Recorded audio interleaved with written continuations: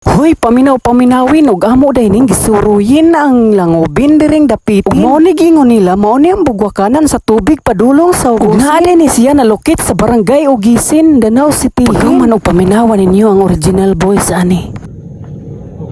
Tubi.